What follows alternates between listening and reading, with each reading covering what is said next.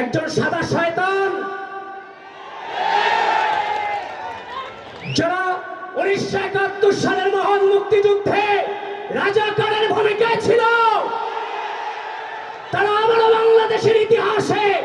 বাংলাদেশের ইতিহাসকে 54 বছর পরে বিকৃত করতে চায়।